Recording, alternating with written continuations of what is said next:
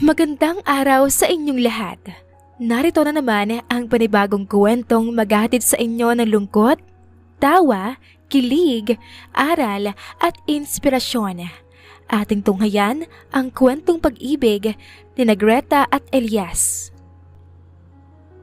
Oy, Greta! Ang aga mo ngayon na! Bungad na sabi ni Aling Marites pagkarating ni Greta sa pwesto niya. 4:00 pa lang kasi ng umaga. Pero nandito na siya agad sa palengke kung saan nakapwesto ang tindahan niya ng mga karne ng baboy, manok at baka. Si Aling Marites naman ay mga isda ang dinitinda. Oo nga po kayo po kasi ang motivation ko. Biro ni Greta sa medyo may katandaan ng ginang. Ito kasi lagi ang nauuna doon. Nako, magaling ka talaga sa mga salita. Si Elian nga pala, kumusta? Mabuti naman at naiwan mo na ng ganito kaagahing bata. Biglang tanong ni Aling Marites. Ang swerte ko nga po dun sa anak kong yun Kahit sa murang edad ay napaka maintindihin na at saka napaka matured mag-isip. Talagang naiiba sa mga kaedad niya ngayon. Parang matanda na rin kung mag-isip.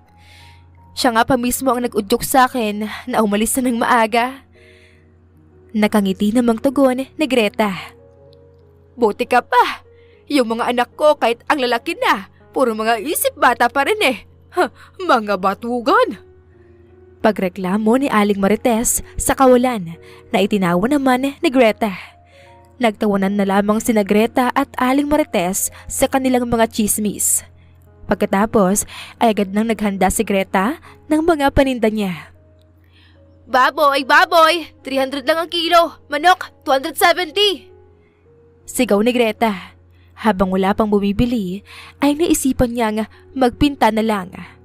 Kahit mahirap lamang ang buhay niya, ay biniyayaan ng talento si Greta. Magaling siyang magpinta.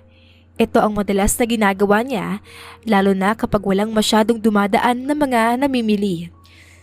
Sa ilalim ng malaking sementong lamesa, kung saan dinidisplay ang mga karneng paninda, ay may malaking storage doon, kaya doon rin nakatago ang mga gamit niya pangpinta. Bago pa siya makayuko para kuhanin ang mga gamit, ay may customer nang nagtatanong sa kanya. Kaya naman ay inabot niya na lang ang mga gamit nang di tinitignan dahil ang mata ay nasa nagtatanong. Magkano pong kilo ng baboy? 300? Fresh po ba yan? Tanong ng isang lumapit na customer. Oo naman, laging fresh at bagong mga paninda ko. Masarap to, bili na po kayo. Masayang sagot ni Greta. Nakuha na ng customer ang atensyon niya. Sa wakas ay may unang benta na siya. Habang kinakausap ni Greta ang customer, ay patuloy pa rin ang pagkapanya sa mga gamit niyang pangpinta. Biglang napakunot ang noo niya dahil sa nahawakan. Matigas kasi ito at parang dikit na bato. Patuloy pa siya sa pagkapakapa ng nahawakan dahil hindi naman ito mukhang papel kung saan siya nagpipinta at hindi rin naman ito paintbrush. Sige po, pabili ng 2 kilo. Tugon ng customer na agad namang dinaluhan ni Greta. Agad na inalis ni Greta ang kamay niya doon at tumayo mula sa pagkakaupo upang ibalot ang binili ng customer. Pagkatapos magbayad ay agad tinignan ni Greta kung ano yung nakapanya kanina at napasigaw siya ng sobrang lakas sa nakita. Ah! Gulat ang lahat ng nakarinig, maging si Aling Marites ay nag-aalalang lumapit kaagad kay Greta. Hubad na katawan ng lalaki kasi ang nakita niya at yung nahawakan niya kanina ay ang 6-pack abs nito. Mahimbing na natutulog doon ang lalaki at nang marinig ang sigaw ni Greta, ay tila na alimpungatan ito. May tao! Utal-utal na turo ni Greta dito. Agad naman itong nilapitan at tinignan ni Aling Marites. Ah! Sigaw rin ni Aling Marites sa nakita. Diyos ko! Ano nangyayari dito? Dahil sa sigaw ng dalawa, ay agad nagsilapitan ang mga lalaking kargador ng palengke. Pinagtutulungan ng mga ito na hilain palabas ang lalaking nakahiga sa ilalim ng tindahan ni Greta. Hoy! Sino ka? Ano ginagawa mo dito? Bakit ka natutulog dito? Magnanakaw ka siguro, no? Halos pasigaw at galit na paratang nung kargador sa palengke na si Mang Karding na may pinakamalaking katawan sa lahat ng kargador doon. Pipilipitin na sana ni Mang Karding ang lalaki, ngunit agad na pinatumba ng lalaki ang mga nakahawak sa kanya. Pagkatapos ay simpleng pinatumba rin si Mang Karding. Mabilis lamang ang nangyari. Napasinghap ang lahat, hindi makapaniwala sa nangyari. Kahit di hamak na mas malaki ang katawan ni Mang Karding kumpara sa lalaki, ay napabagsak pa rin nito. Mukha itong expert sa pagkikipaglaban. Nagsigawan naman ang ibang mga tinderang nanunood. Kinikilig sa kaangasang taglay ng lalaki. Pasensya na. Hindi ko kayo gustong saktan. May hinahanap lang ako. Pagkasabi nito noon ay agad nitong ipinalibot sa mga taong naroon ang mga mata nito. Tumigil ito kay Greta. Napaatras si Greta sa nakita. Nanlalaki ang mga mata. Napatakip siya sa kanyang labi dahil sa gulat. Laglag rin ang kanyang panga. Ang labi ay parang biglang nawalan ng buhay dahil namutla ito. Kasabay ng mga hakbang niya paatras ay ang mahinang paghakbang naman ng lalaki patungo sa kanya. Nang maramdaman ang matigas na pader sa kanyang likuran, alam niyang wala na siyang aatrasan pa. Nasa harap niya na rin ang lalaki sa mga oras na ito. Elias? Napangiti si Elias sa narinig. Parang musika sa kanyang pandinig ang boses ni Greta. Finally, matapos ang mahabang mga taon, narinig niyang muli ang boses nito habang binabanggit ang pangalan niya. Long time no see. Asawa ko. Pero paano nga ba nagsimula ang lahat? Hays! Nakakainis naman no! Inis na sigaw ni Maria, ang best friend ni Greta simula pagkabata. Maging si Greta ay nagulat din sa biglaang pagsigaw ni Maria. Nagkamali tuloy siya sa kanyang ipinipinta. Ano ba naman yan? Sira na tong artwork ko! Reklamo niya sa kaibigan. Pasensya naman, nakakainis lang kasi tong mga nakakamatch ko dito sa mga dating apps eh. Gusto ako pa ang mag-first move? Hello! Akong babae dito no? Singhal nito pagkatapos ay nagdabog pa. Umaksyong ihahagis sana ang hawak na lumang cellphone, ngunit hindi itinuloy dahil walang pambili ng bago. Nasa kabilang dulo at mataas na parte ng bundok sila ngayon, kung saan makikita ng buong buo ang karagatan mula sa itaas kung saan sila nakatambay. Walang masyadong pumupunta dito dahil sa masukal at liblib na daraanan. Ngunit dahil gusto pareho ng magkaibigan ng adventure, kaya lagi silang pumupunta dito. Kapalit kasi ng pangit at delikadong daan ay isang napakagandang view ang bubungad naman sa'yo. Dito madalas tumambay ang magkaibigang sina Greta at Maria dahil dito lang rin may malakas na libreng signal para kay Maria. Si Greta naman ay mas nare-relax at mas nakakapag-isip siya ng tema para sa kanyang artwork kapag nandito sila. Sa kabilang dulo at bababang parte ng bundok naman ay makikita ang kanilang nayon. Doon na nakatira sila Greta at Maria simula pa noong pinanganak sila. Hanggang ngayon ba naman, gumagamit ka pa rin ng mga dating apps na yan? Nagsasayang ka lang ng load para sa internet. Wala kang makikitang matinong lalaki dyan. Mali ka, Greta. Balang araw, makakakilala rin ako ng mayaman, matapang at matinong lalaki. Yung may lakas ng loob at kayang-kaya akong ialis sa nayon at bigyan ng mas magandang buhay. Nakatingin sa karagatang sambit ni Maria. Natahimik si Greta sa narinig. Bata pa lamang sila ay ito na ang pangarap ni Maria. Ang makaalis sa nayon at magkaroon ng panibago at magandang buhay sa ibang lugar. Naisip niya lamang ito noong na-realize niya isang araw na ayaw niyang mastak sa liblib na lugar na ito at ang susi lamang para makaalis ay kapag nagpakasal sa isang mayaman. Kailangang mabigay muna kasi ng malaking halaga sa nayon ang mapapangasawa mo kapalit ng pag-alis at pagsama mo sa asawa mo. Yan kasi ang ginawa ng nakakatandang kapatid ni Maria na si Ate Maya. Kaya mula noon ay yan na rin ang naging pangarap ni Maria. Kabaligtaran naman ito si Greta. Simpleng babae na may simpleng buhay lamang ang gusto niya. Yung masaya at tahimik. Kaya di na niya kailangan umalis pa ng nayon para makuha ang gusto. Nakikita mo yun? Turo ni Maria sa malayong parte ng dagat. Doon kasi ang papunta sa bayan. Kailangan munang sumakay ng bangka sa loob ng 3 oras. Balang araw ay pupunta at titira din ako doon. Magiging masaya at mag-aanak ng marami.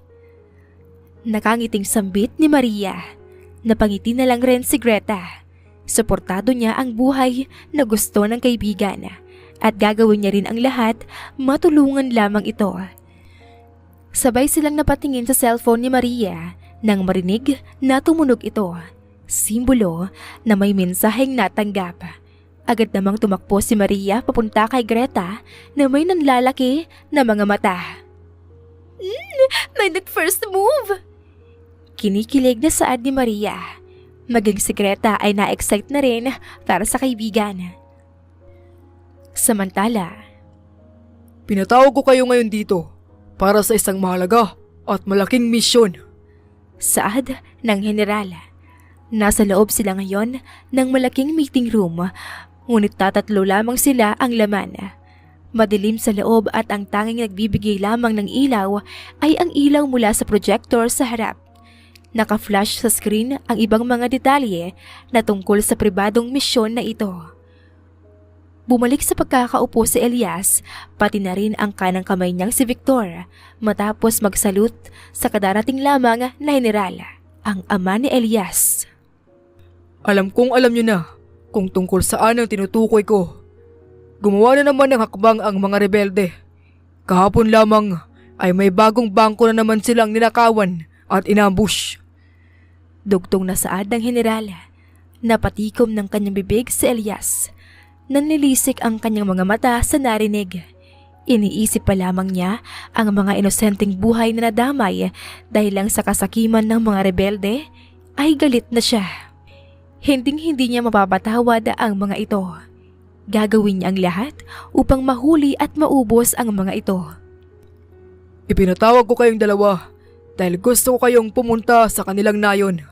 Hindi para labanan sila agad, kundi para maging espiya. Kailangan niyong kumuha ng maraming ebidensya laban sa kanila. Gusto ko rin manmanan niyo ang bawat kilos ng kanilang samahan. Gusto kong malaman at masaulo niyo ang kanilang bawat galaw. Gusto kong malaman niyo kung ano ang kahinaan ng kanilang samahan. Sunod-sunod na utos ng general. Nakanda na ang lahat ng kakailanganin niyo. Kailangan na lang natin maghintay. Nabakunot ng noo sina Elias at Victor sa narinig. Maghintay? Hindi ba pwedeng ngayon na agad? Hindi makapaghintay na saad na Elias. Pagkatapos sambitin iyon ni Elias ay saka pa lamang nag-flash sa screen ng projector ang litrato ng isang babae. Siya si Maria.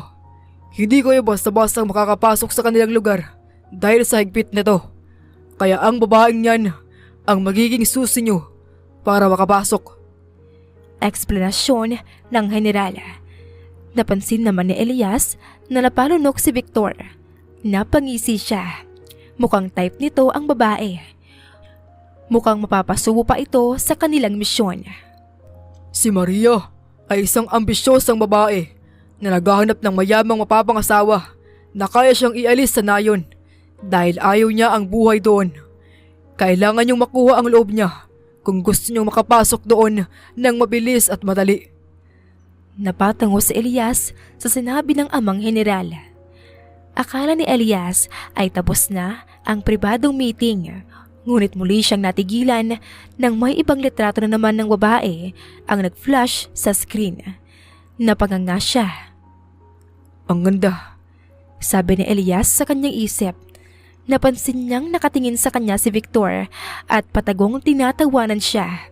Inismiran pa siya. Para bang sinasabi nito na, Ano ka ngayon? Di ba pati ikaw ay nabighani na rin? Siya naman si Greta. Siya ang pamangkin at ang natatanging katugo ni Alejandro, ang lider ng mga rebelde. Sa pagkarinig ni Elias sa sinabing iyon ng ama, ay para bang gumuho bigla ang namumuong interes niya sa babae. Magustuhan niya na ang lahat, wag lang ang kadugo ng isang demonyong si Alejandro. Si Greta naman ang magiging susi ninyo para mapalapit kay Alejandro. Kapag napalapit kayo sa kanya, ay madali nyo na lamang na magagampanan ang ating mga plano. Huling sabi ng Henerala. Pagkatapos ay tinapos na ang meeting. Nasa isang sikat na club sina Elias at Victor ngayon. Katabi at kasama ang maraming babae. Napili nilang magsaya muna ngayon dahil mukhang matatagalan bago sila makakaulit sa ganito dahil sa misyon. Kahit na tigdadalawa sa bawat kamay ang akbay na babae na Elias, ay nakatingin pa rin siya sa kawalan. Hindi matanggal sa isip ang litrato ng isang babae na wala naman dito. Bakit sa dinami-dami ng magiging kadugo mo, si Alejandro pa?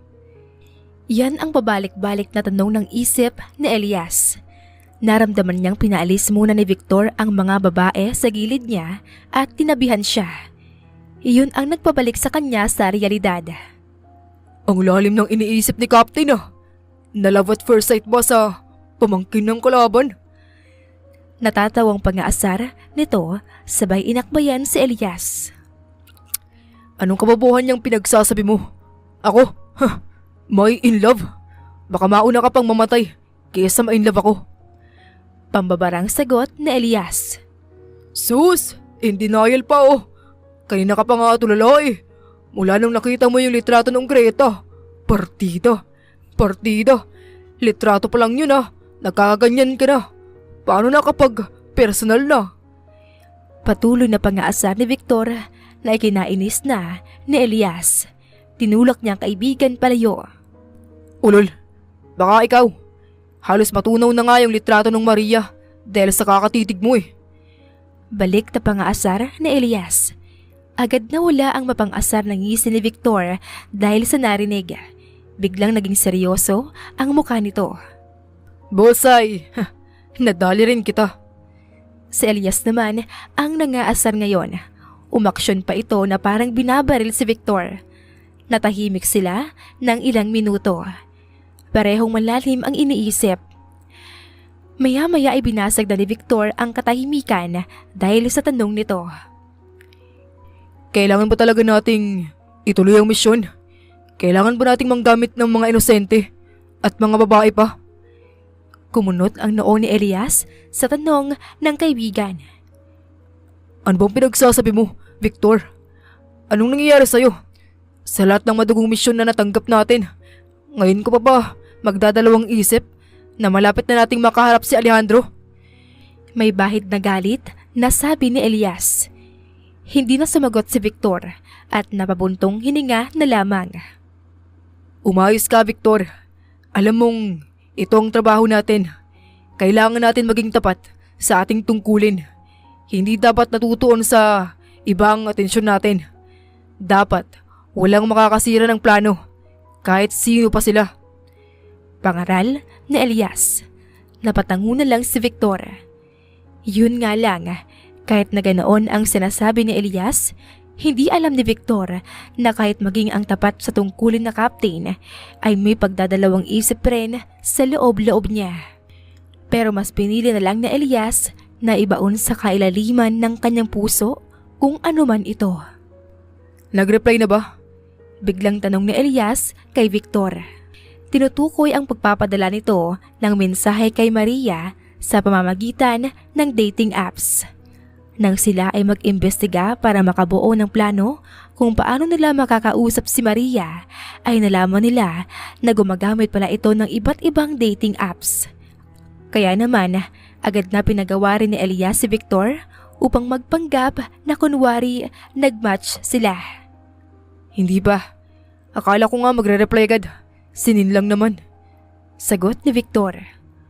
Pwes, kailangan nating maghintay. Kulitin mo pa ng kulitin hanggang sa makuha mo. Kailangan magampanan na natin ang plano at nang masimulan na sa lalong madaling panahon.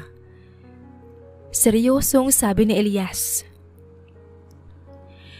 Halatang halata ni Greta ang inip ni Maria habang kakayod sila ng niyog ngayon.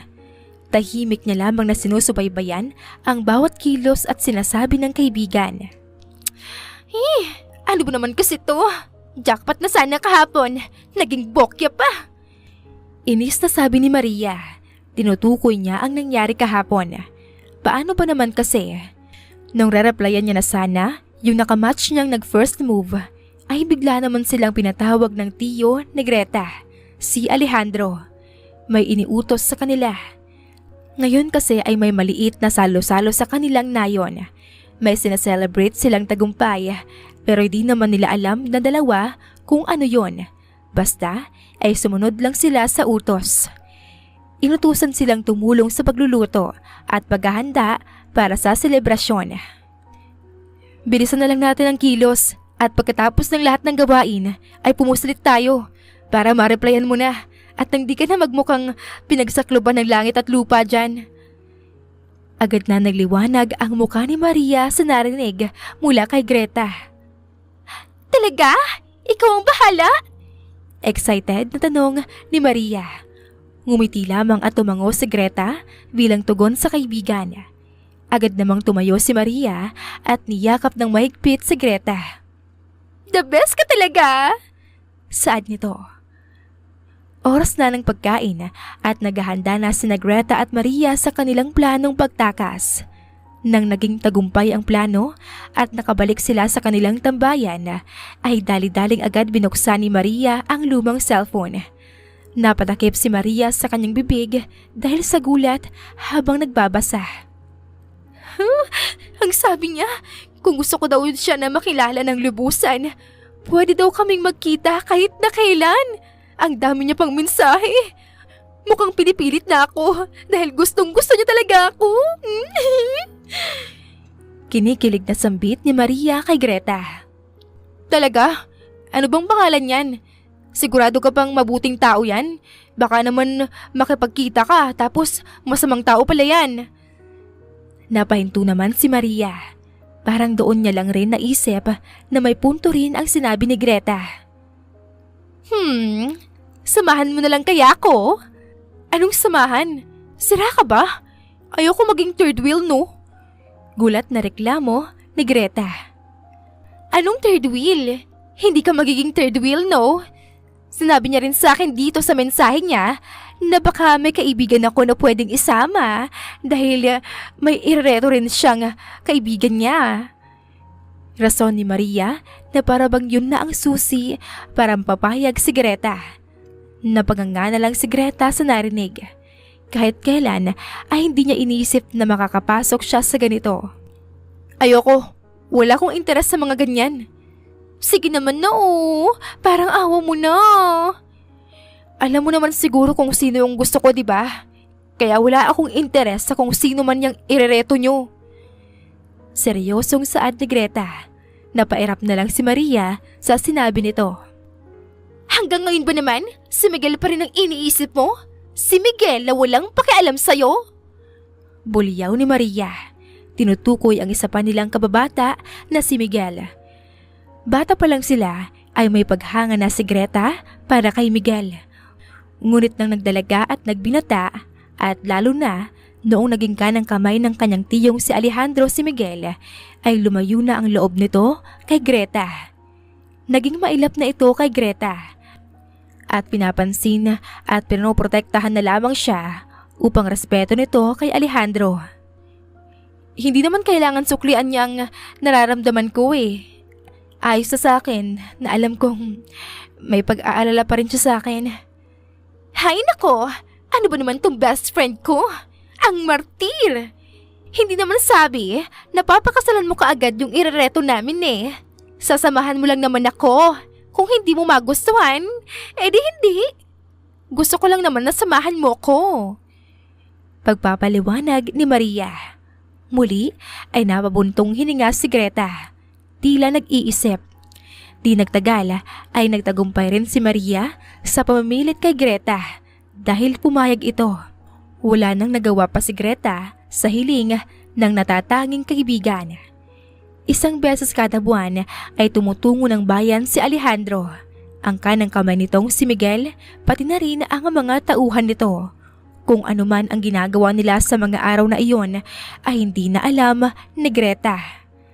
Ang alam niya lang ay sa tuwing nakakabalik ang mga ito sa nayon ay nagpapahanda ito ng salo-salo upang celebrate ang isang tagumpay na hindi naman nila alam kung ano. Minsan ay sumasama si Greta sa kanyang tiyo sa bayan kapag may kailangan siyang bilhin o puntahan doon, lalo na kapag kaarawan niya. Iniiwan lamang siya ng mga ito doon at babalikan matapos ang ilang oras upang sunduin. At ngayon ay pupunta na naman ang mga ito ng bayan. Nagpaalam na rin si Greta kay Alejandro kung pwede ba siyang sumama, pati si Maria dahil may bibilihin lamang sila. Ngunit rason lamang iyon nila dahil ang totoo ay kikitain lang nila sa bayan yung nakamatch ni Maria sa dating app, pati na rin ang kaibigan nito. Mabuti na lamang at pumayag si Alejandro. Kakaalis lamang ng grupo nila Alejandro matapos ihatid sina Greta at Maria sa isang store sa bayan. Bago tuluyang umalis ay tinignan muna ng seryoso ni Miguel si Greta. Mahabang tingin ang ibinigay nito. Hindi naman mabasa ni Greta kung ano ba ang tumatakbo sa isip ni Miguel at bakit ito tumingin ng ganoon na katagal at kalalim.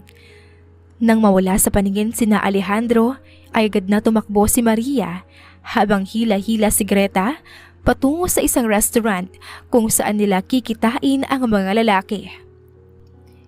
Kumusta ang itsura ko? Ayos lang ba? Maganda ba ako? Dali-daling tanong ni Maria nang nasa labas na sila ng restaurant.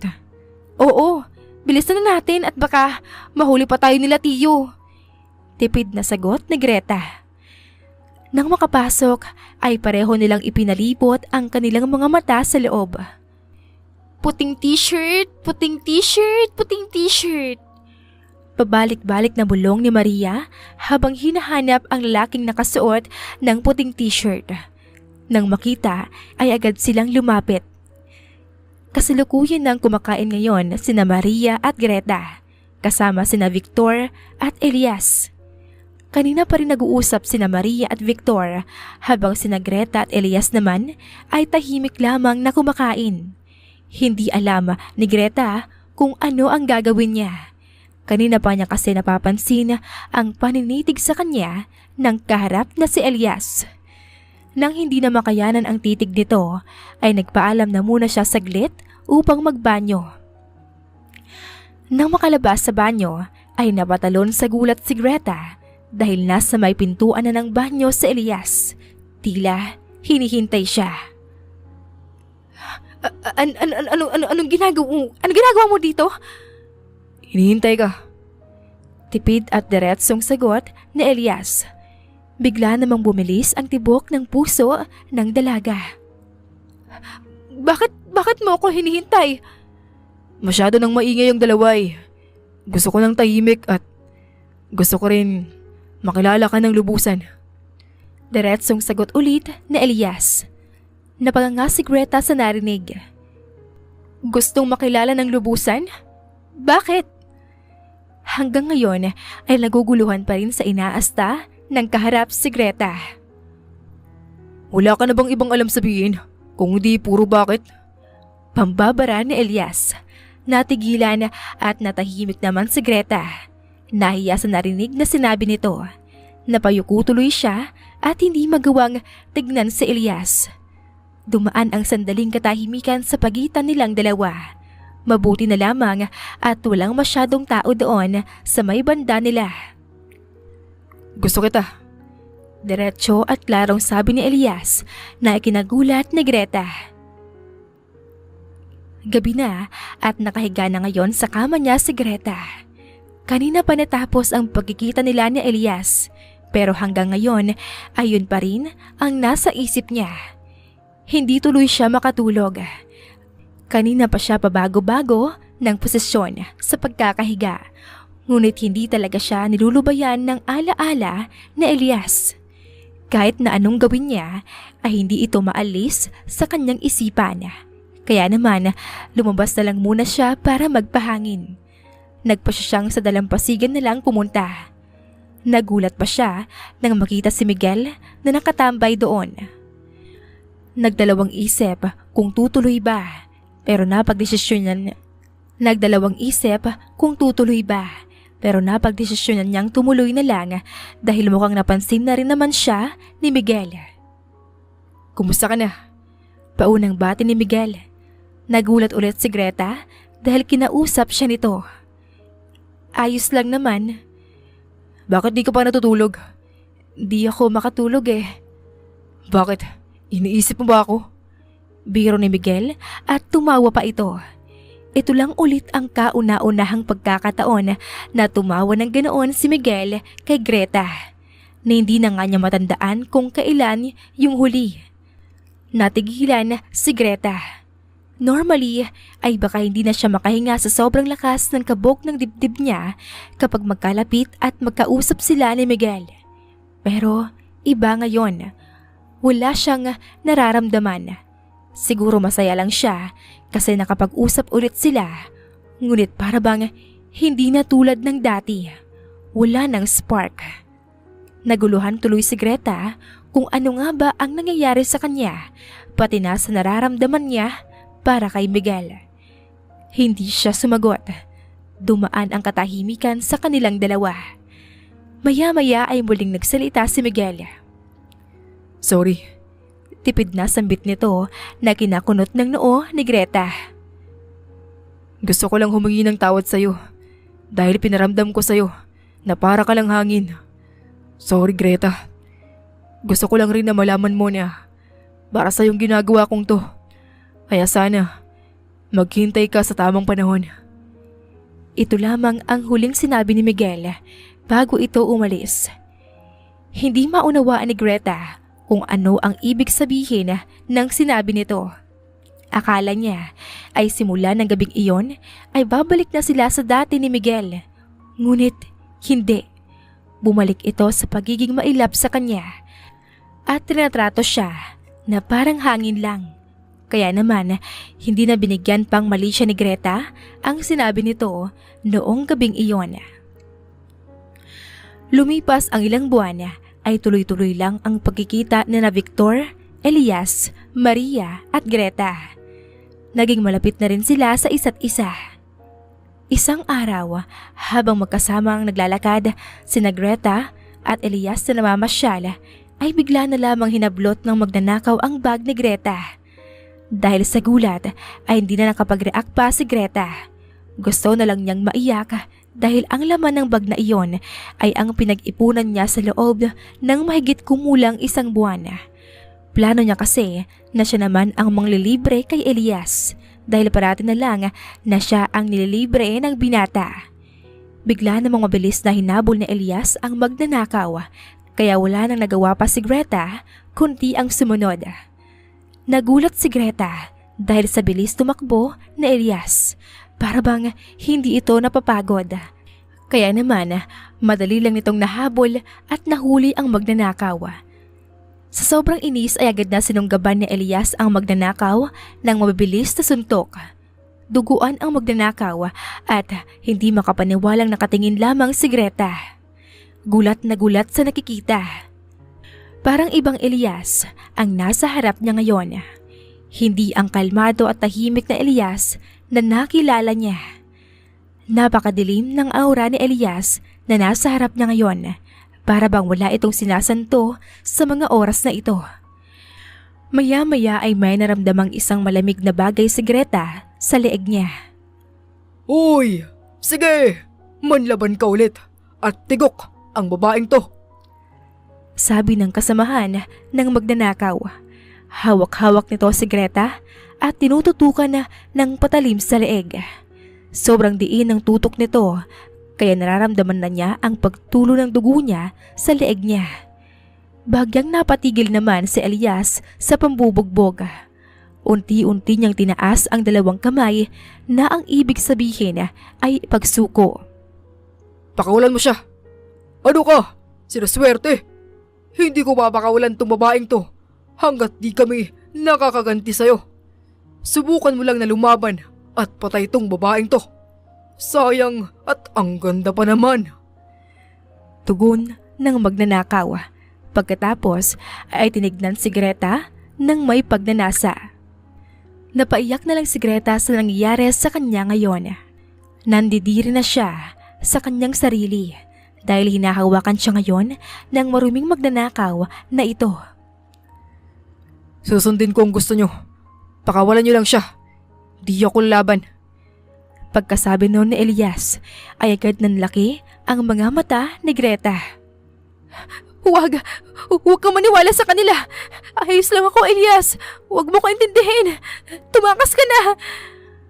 Umiiyak na sambit ni Greta. Hindi umimik si Elias. Nanatili lamang na nakataas ang mga kamay sa ere. Maya-maya ay naglabasan yung iba pang kasamahang magnanakaw habang may daladalang mga pamalo. Unti-unti silang lumalapit kay Elias. Mas lalong naiyak si Greta. Parang awa niyo na. Pakawalan niyo na kami. Huwag niyo siyang sasaktan. Sa inyo na yung bag. Wala na akong pakialam doon. Pakawalan niyo lang kami. Umiiyak sa pagmamakaawa si Greta sa mga magnanakaw na may hawak sa kanya. Ngunit sa halip na pakinggan siya, ay tinawanan lang siya ng mga ito. Nag-umpisa ng pinagtulungang binugbog ng mga magnanakaw si Elias. Hindi ito lumaban. Patuloy lang ang pagluha ni Greta habang pinapanood kung paano pagtulungan si Elias.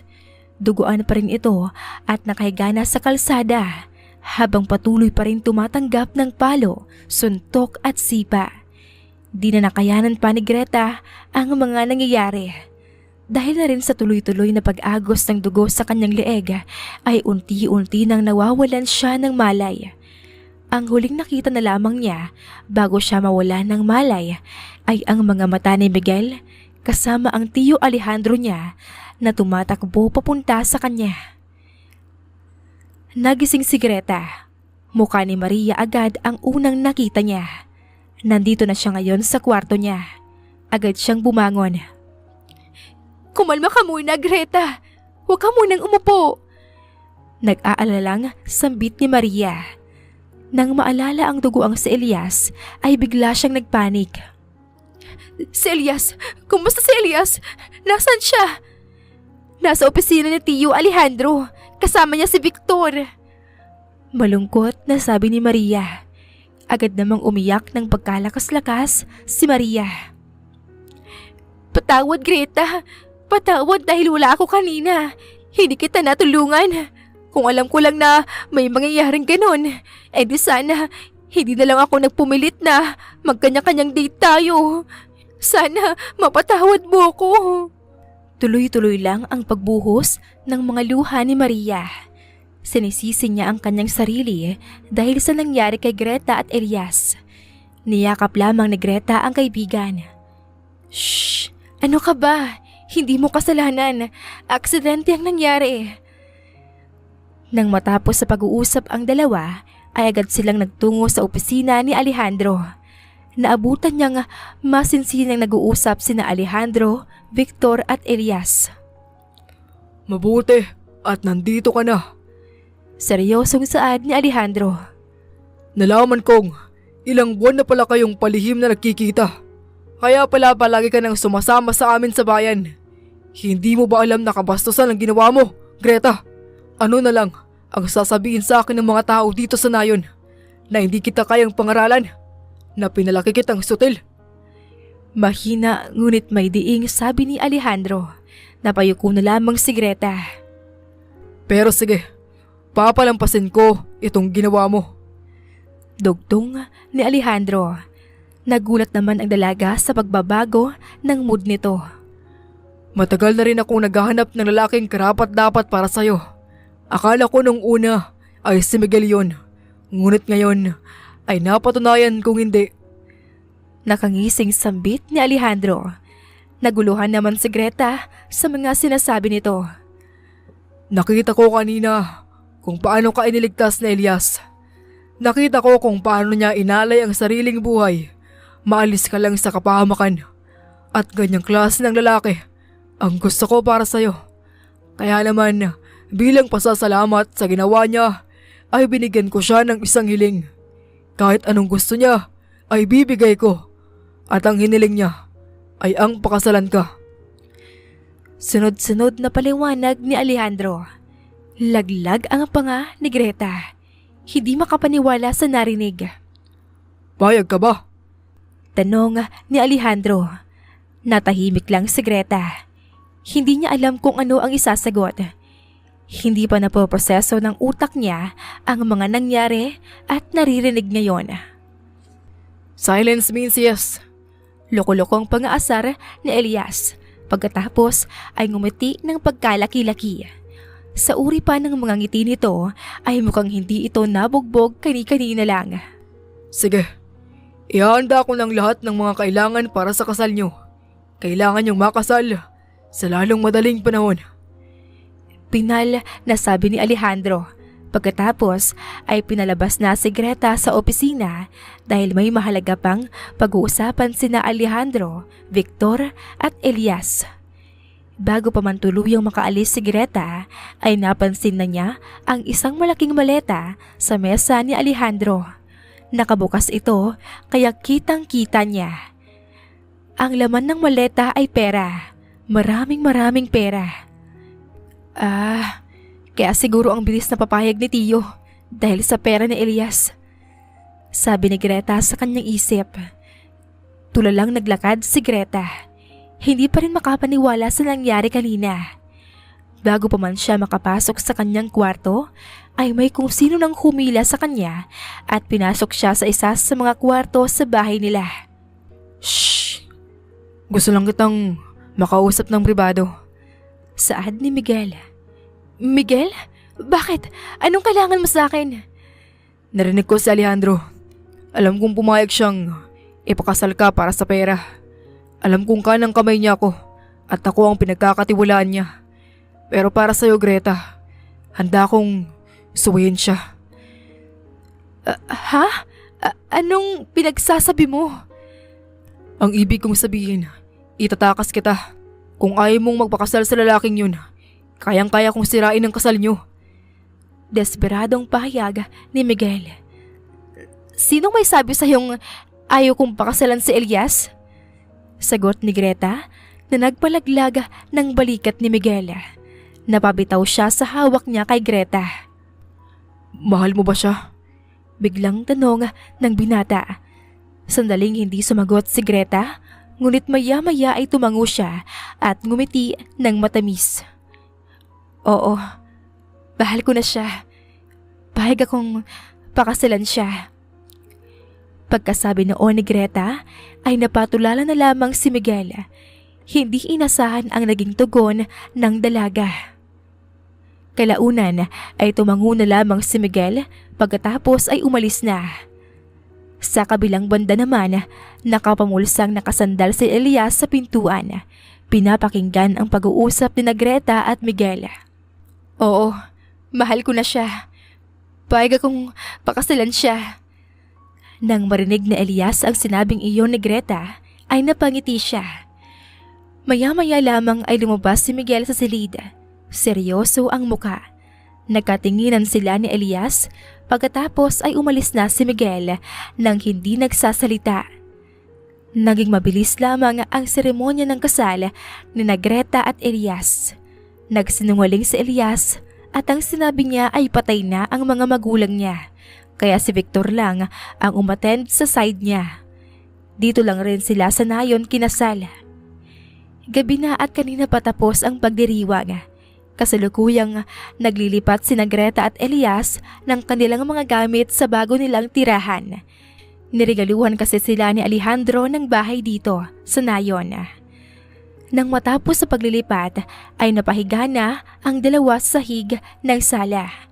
Pagod na pagod sa ginawa. Wala pang masyadong gamit ang kanilang bahay. Maya-maya ay hinarap ni Greta si Elias. Hindi ako makapaniwala na kasal na ako ngayon. Bakit? Ayaw mo ba? Wala naman akong sinabing ayaw ko. Hindi lang talaga ako makapaniwala. Nauna ba akong ikasal kesa kay Maria? Bakit nga? Bakit hindi ka makapaniwala? Wala ka na bang ibang alam sabihin, kundi puro bakit? Lokong saad ni Greta.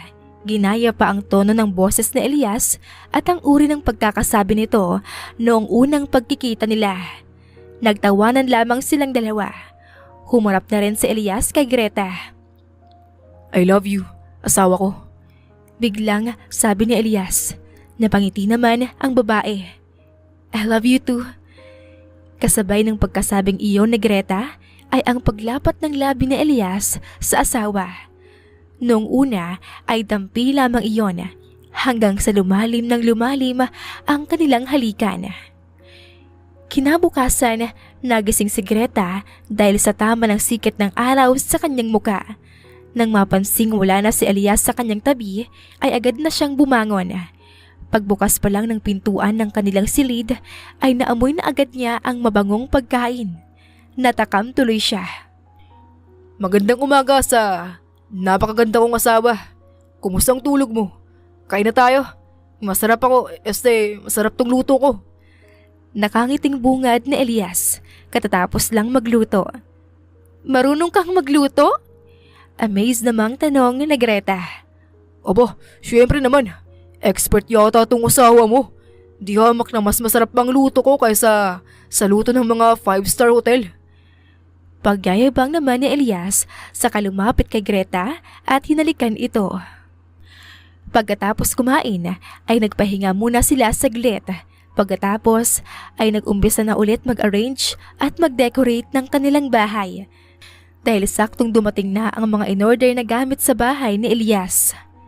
Kasalukuyang may inaayos si Elias na kung ano sa kanilang silida habang naiwan naman si Greta sa sala para mag-arrange ng kung ano-ano. Nang mapansin ang mga lata ng pintura ay may naisip siya. Nang matapos si Elias sa pagkumpuni sa loob ng kanilang silid ni Greta ay lumabas na siya upang kumustahin ang asawa. Nang nakita itong nakangiting nakaupo sa sahig habang nakatingin sa pader ng kanilang bahay ay nagtaka siya, sabay tinignan rin kung anumang giningitian ng asawa. Laglag ang panga ni Elias sa nakita. Sa malaking pader kasi ay may pinta ng wedding picture nilang dalawa ni Greta. Ikaw ang may gawa niyan? Gulat pa ring tanong ni Elias. Grabe naman yung tanong na yan. Mukhang walang bilib sa akin ah. Siyempre ako may gawa niyan. May nakikita ka bang ibang tao dito? May tampo sa boses ni Greta. Pasensya na asawa ko. Sobrang namangha at nagulat lang talaga ako. Ang galing-galing mo. Lumapit si Elias sa kanya at niyakap ito ng mahigpit. Ilang segundo mula ng pagkayakap ni Elias kay Greta ay bumuntong hininga ang lalaki ng sobrang lalim na kinakunot naman ng noo ni Greta. Hinarap niya ang asawa. May problema ba? Nag-aalalang tanong ni Greta. Umiling lamang si Elias. Wow! Wala pang 24 oras simula nung makasal tayo. Nagsisinungaling ka na kaagad. Ano nga sabing problema mo? Naiinis na sabi ni Greta. Ayos, naisip ko lang na baka masyado kang nabilisan sa kasal natin. Wala tuloy tayong masyadong alam sa isa't isa. Pasensya na kung nagkamali akong pakasalan ka ng maaga. Ayoko lang na mawala ka sa akin. Madramang batid ni Elias. Ano ba namang rason yan? Di naman dapat yan problema eh. Ako nga, hindi ko alam na magaling ka palang magluto. Saka, malamang, marami pa akong hindi alam tungkol sa'yo. Ano naman ngayon kung nagpakasal tayo ng maaga at wala pa masyadong alam tungkol sa isa't isa? Ang importante, mahal natin ang isa't isa. Nangako rin tayo sa Panginoon na magiging magkasama tayo habang buhay. Pwede naman unti-unti nating kilalanin ang isa't isa along the way, di ba? Napangiti naman si Elias. Hays, ang swerte ko talaga. Sigaw ni Elias at muling hinalikan si Greta. Tara sa kwarto. Naayos ko na yung kama. Mukhang nasira kagabi. Lokong saad ni Elias na tinawanan lang naman ni Greta. Lumipas ang 1 taon mula noong ikinasal sina Greta at Elias ay hanggang ngayon hindi pa rin nawawala ang tamis ng kanilang pag-iibigan. Kung gaano nila kamahal ang isa't isa noon, hindi nagbago ngayon. Kung may nagbago man, ay mas lalong lumalim yung pagmamahal na yon. Minsan man ay may hindi pagkakaunawaan, ngunit hindi nila hinahayaan na matulog ang isa't isa o lumipas ang 1 araw na hindi nagiging okay. Mas nakilala na rin nila ang isa't isa. Masasabing nasa kay Greta at Elias na ang lahat. Kahit walang perpektong relasyon, ay pakiramdam nila, perpekto yung kanila. Isa na lang talaga ang kulang. Ang magkaanak sila na matagal na nilang inaasahan, ngunit hindi pa binibigay sa kanila magpahanggang sa ngayon. Nagising si Greta 1 araw na parang bumabaliktad ang sikmura niya. Agad siyang nagtungo sa banyo para sumuka. Wala si Elias ngayon dahil sumama kay Alejandro, kaya mag-isa lamang siya sa bahay. Sinasama kasi ni Alejandro si Elias buwan-buwan sa tuwing pumupunta sila ng bayan. Ngunit ang kaibahan lang, kung noon ay 1 beses lang sila sa 1 buwan, ngayon ay pinakamaliit na ang 5 beses.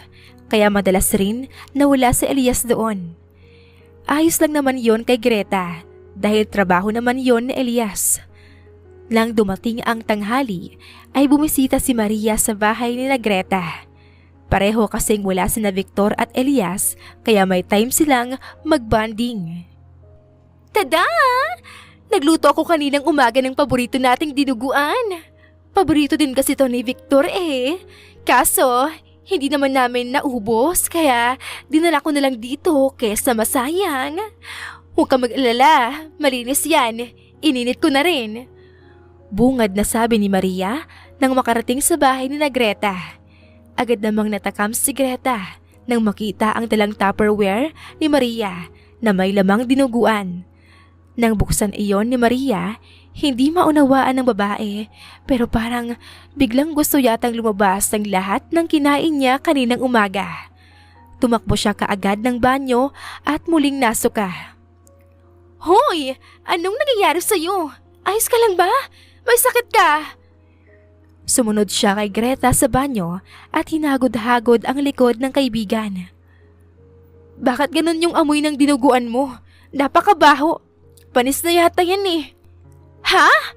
Anong mabaho? Huy, ikaw nakaka-offend ka na. Hindi naman mabaho yung luto ko. Paborito nga natin yun, di ba? Lalo na kapag ako ang nagluluto. Nang matapos magsuka ni Greta, ay nauna nang bumalik sa mesa si Maria para tikman ang niluto. See? Ang sarap kaya, saka hindi mabaho. Nasisiraan ka na yata eh. Sabi ni Maria habang inunguya ang pagkain. Napatakip naman ng kanyang ilong si Greta. Mabaho talaga. Hindi ko na nga yata kaya yung baho eh. Ewan ko sa'yo, Greta. Teka! Nagulat si Greta dahil sa biglang sigaw ni Maria. Di kaya buntis ka? Excited na tanong ni Maria. Maging si Greta ay nanlaki rin ang mga mata. Oo nga no, muling nabuhay ang pag-asa sa puso ni Greta. Nasa labas ngayon ng banyo si Maria habang hinihintay na lumabas si Greta.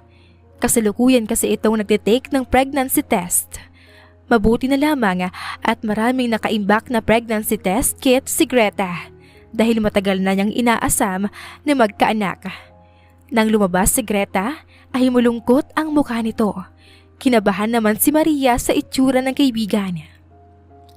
Positive! Sigaw ni Greta habang ipinapakita ang pregnancy test.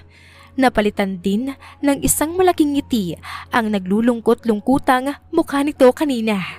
Wow! Oh my God! Thank you Lord! Finally, tita na ako! Sigaw din ni Maria. Nagsigawan silang dalawa doon. Pero teka, di kaya mali ito?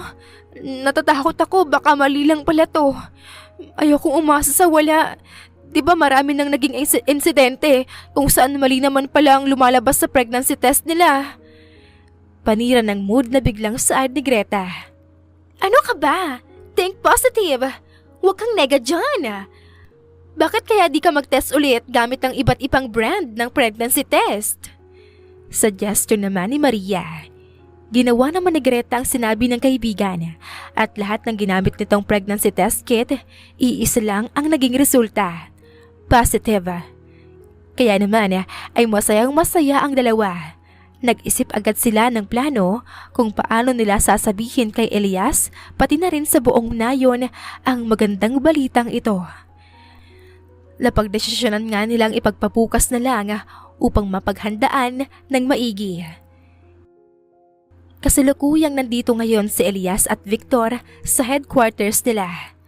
Nasa opisina sila ng General. Nandito sila ngayon sa opisina ng General. Habang nagpaplano si Alejandro tungkol sa bagong establishmentong nanakawan nila, ay pumuslit muna saglit sina Elias at Victor upang i-report ito. Sa mga oras na ito ay papunta na roon ang mga tauhan ng General. Bigla namang kinabalyuhan ng General si Elias. Ano ba ang nangyayari sa'yo? 1 taon ang lumipas, ngunit hindi ka pa rin nakakahanap ng sapat na ebidensya. Bakit? Ano bang pinagkakabalahan mo doon? Babae? Galit na sigaw ng General sa mukha ni Elias. Nanatili lamang na nakayuko si Elias, hindi lumalaban. Umayos ka, Elias. Kung ano man niyang pinagkakabalahan mo, tigilan mo na. Nandoon ka para sa misyon, hindi para sa kung sinong letseng babaeng yan. Muling sigaw ng General. Nang marinig ang huling sinabi ng ama, ay agad na nagpintig ang tenga ni Elias. Pabagsak na inalis niya ang pagkakahawak ng ama sa kanyang kwelyo. Wag niyo siyang tatawagin ng ganyan. Sabihin at gawin niyo ng lahat sa akin. Wag lang sa kanya. Wala siyang kinalaman dito. Kung gusto niya ba akong makita ulit, matuto kayong irespeto siya. Sigaw pabalik ni Elias sa ama. Bakas ang pagkagulat sa mukha ng ama niyang General. Kahit kailan ay hindi pa nito nagagawang sagutin o sigawan ang ama. Ngayon lang, lumaki kasi si Elias na sobra ang respeto sa kanyang ama. Iniidolo pa niya ito, kaya laking gulat na lamang ng ama ang ginawa ng anak ngayon. Tinignan muna ng matalim ni Elias ang kanyang ama bago patabog na umalis ng kanilang headquarters.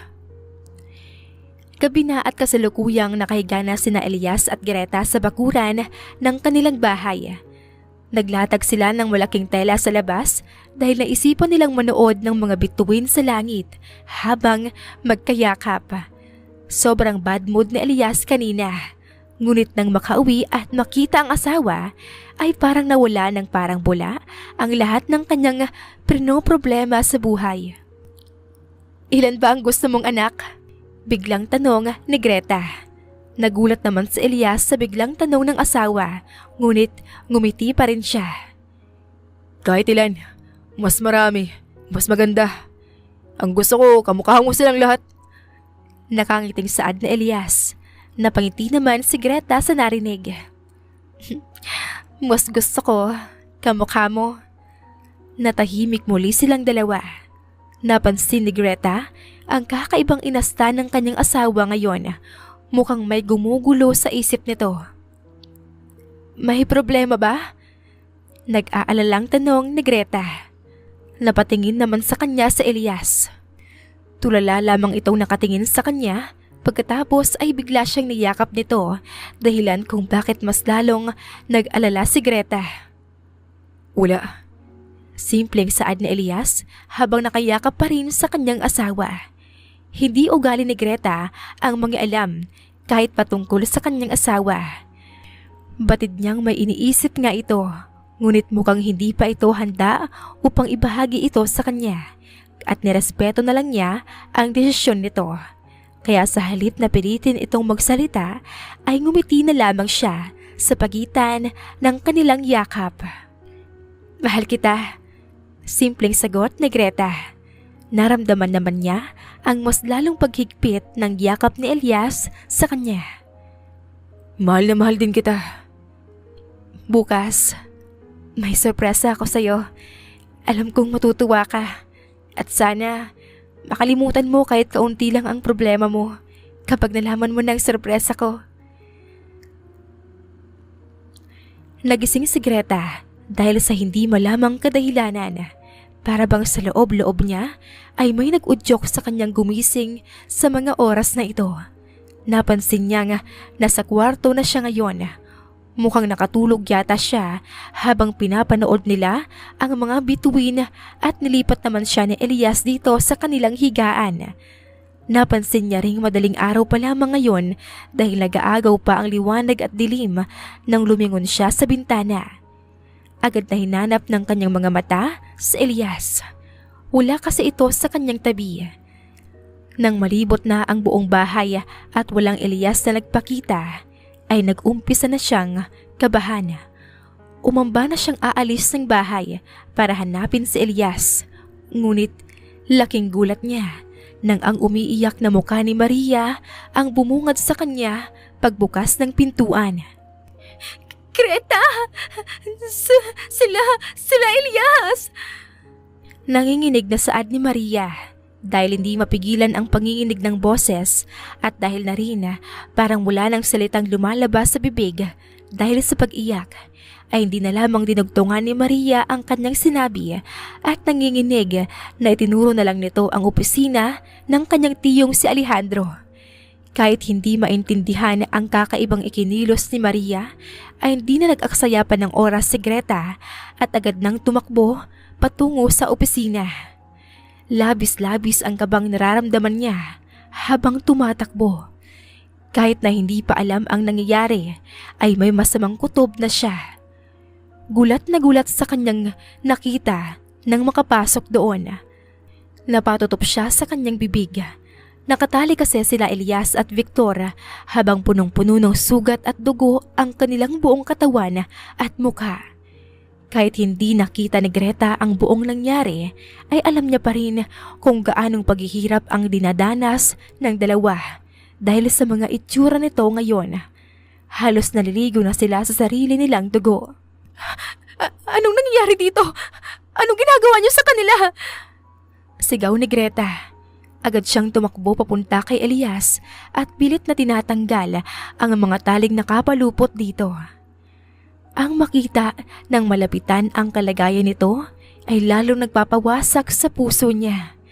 Bago pa man niya tuluyang makalas ang mga tali, ay hinila na siya ng isang tauhan ni Alejandro at inilayo doon.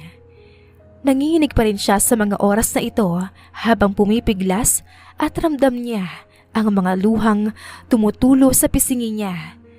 Sinalubong siya ng kanyang tiyong si Alejandro. Nakangiti pa ito na parang demonyo. Mabuti naman at nandito na ang aking pinakamamahal na pamangkin. Panoorin mo kung anong gagawin ko sa mga traidor na katulad nila. Sigaw ni Alejandro kay Greta. Napakunot naman ng noo si Greta. Anong ibig mong sabihin? Anong traidor? Sigaw niya pabalik. Traidor ang dalawang yan, mga espiya. Nagpapanggap lang sila upang kunin ang loob natin. Pagkatapos ay papamasakar ang buong nayon. Gulat na gulat si Greta. Hindi siya makapaniwala sa narinig. Alam niyang hinding-hindi iyon magagawa ni Elias. Bakit niya naman tayo papatayin? Walang rason para patayin niya tayo. Umiiyak lasambit ni Greta. Mga rebelde kami, Greta, at silang dalawa ay bahagi ng gobyerno. Tipid at may nahong sagot na singit ni Miguel. Napatingin si Greta kay Miguel. Nanlalaki ang mga mata. Ano? Sa lakas ng sigaw niya ay baka rinig na siya ng buong nayon, ngunit wala na siyang pakialam doon. Bakit ganyan ka makatingin? Nandidiri ka. Wala kang karapatan para mandiri, Greta. Dahil itong mga taong pinandidirihan mo ngayon ang dahilan kung bakit buhay at malusog ka pa ngayon.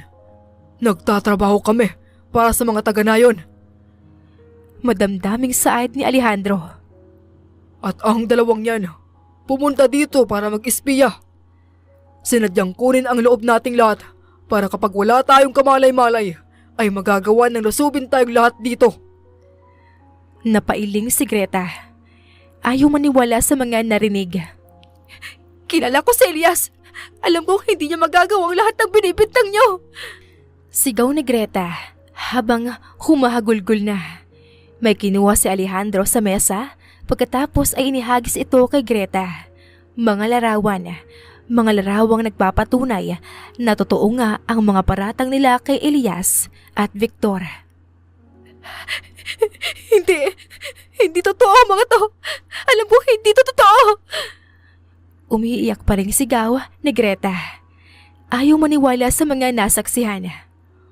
Bakit hindi mo tanungin ang Elias na yan at nang magkaalamanan na? Saad ni Alejandro. Hinarap ni Greta ang nakayukong si Elias. Totoo ba? Totoo bang nagpapanggap lang kayo para kunin ang loob namin? Totoo bang plano niyong lusubin at patayin na kaming lahat dito sa nayon? Kahit na nanginginig, ay tinatagan pa rin ni Greta ang kanyang loob. Ninanakawan nila ang bayan, Greta, at pumapatay sila ng maraming tao para makapagnakaw. Dapat lang sa kanila ang patayin. Diretsong saad na Elias habang nakatingin ng diretso sa kanyang mga mata. Kitang-kita ang galit dito. Napabagsak na lamang si Greta mula sa pagkakatayo. Parang biglang nawala ng lakas ang kanyang mga paa at hindi na niya kayang tumayo pa ulit. Gulong-gulo siya. Hindi niya maunawaan kung ano ang dapat maramdaman. Parang gusto na lang sumabog ng utak niya sa sobrang bigat ng mga nalaman. Una, ang malamang rebelde at mamamatay tao pala ang mga tao sa paligid niya. Pangalawa, ang pagpapanggap ni Elias na mahal siya nito para kunin ang loob niya. At pangatlo, ang kagustuhan ni Elias na patayin silang lahat doon. Bago pa man makapag-react si Greta, ay nakarinig na sila ng sunod-sunod na putukan sa labas. Kasunod nito ang sigawan ng mga tao. Walang hiya! Paano nila nalaman na nahuli na natin ang mga pinadala nilang espiya? Biglang sigaw ni Alejandro. Sunod-sunod siyang nagmura bago nagtungo sa isang malaking kabinet at binuksan ito. Bumungad sa kanila ang laman nitong iba't ibang uri ng baril, mga bala, bomba at granada, kutsilyo at kung ano-ano pa. Halos malaglag ang panga ni Greta dahil sa nakikita. Sa buong buhay niya ay hindi niya inakalang may mga ganoong kagamitan pala doon. Sabay-sabay na kumuha ng mga armas ang mga tauhan ni Alejandro pagkatapos ay lumabas upang labanan ang mga dumating. Nahula nila ay mga sundalo upang i-rescue sina Elias at Victor. Patayin lahat ng makikita niyong kalaban. Huwag kayo mag-iiwan ng kahit isang buhay. Utos ni Alejandro. Miguel, maiwan ka dito. Tuluyan mo na yung dalawang yan. Pagkatapos ay itakas mo na si Greta. Saad ni Alejandro kay Miguel bago lumabas. Paglabas ni Alejandro ay siya namang pagpasok ni Maria. Namumutlang tumatakbo. Tumakas na tayo. Nagkakagulo na sa labas. Gusto ko pang mabuhay. Umiiyak na sambit ni Maria at agad na tumakbo papunta kay Victor upang kalasin ang mga nakatali dito. Anong ginagawa mo? Galit na sambit ni Miguel. Mahal ko si Victor. Hindi ko kayang umalis nang hindi siya kasama. Pumiyok na ang boses ni Maria dahil sa pag-iyak. Napapikit na lamang sa iritasyon si Miguel. Tinitimbang niya kung ano ang mas magandang desisyon sa sitwasyong ito. Si Greta naman ay nakatulala lang sa kawalan. Mukhang wala ng ganang mabuhay. Nagbuntong hininga si Miguel pagkatapos ay tumango kay Maria. Nagtungo naman siya kay Elias upang kalasin ang mga tali nito. Hindi ko to ginagawa dahil gusto ko. Ginagawa ko lang kung ano ang sa tingin ko ay tama. Seryosong saad ni Miguel. Nang ma-realize ni Greta ang nangyayari ay tumulong na rin siya. Napagdesisyon nang ipagpaliban na lang muna ang galit para kay Elias dahil kahit nagalit siya dito, mahal niya pa rin ito at ayaw niyang mawala ito sa buhay niya, sa buhay ng anak nila. Napaiyak na lang siya nang maisip na buntis nga pala siya. Palabas na sana sila upang tumakas, ngunit bago pa man makarating sa pintuan ay bumukas na ito at pumasok dito si Alejandro na halatang nagulat din sa nakita.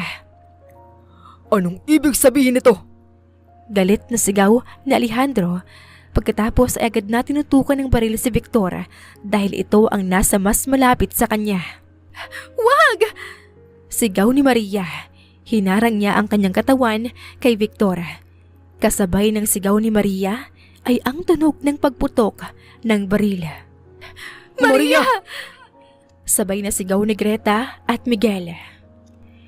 Hindi pa sila nakakabawi ay agad na silang nakarinig ng isa pang putok ng baril at sabay na bumagsak sa sahig sina Maria at Victor. Si Elias naman ay dali-daling inagaw ang baril na hawak ni Miguel. Pagkatapos ay pinaputukan rin si Alejandro kahit naduguan siya at halos wala ng lakas dahil sa torture na natamo. Maria, wag! Gumising ka! Huwag mo kong iwan! Parang awa mo na! Gumising ka, Maria! Halos hindi na makakita ng maayos si Greta dahil sa sunod-sunod na patak ng mga luha habang niyuyugyog ang walang malay na si Maria. Si Miguel naman ay nagtungo kay Victor at sinusubukang takpan ang umaagos nitong dugo sa tiyan. Sa kabilang banda, pagod na si Elias sa pakikipaglaban kay Alejandro, ngunit wala siyang planong sumuko. Mabuti na lamang at pareho nilang nabitawan ang mga baril na hawak kaya palakasan ng katawan ang kanilang laban ngayon. Ngunit kung ikukumpara ang katawan niyang sugatan kay Alejandro, ay dihado talaga siya. Ilang beses na siyang napapatumba ni Alejandro. Nang nagkaroon ng magandang tiyempo sa Elias, ay agad niyang ginawa ang planong nasa isip niya. Sinipan niya ng sobrang lakas sa paa si Alejandro.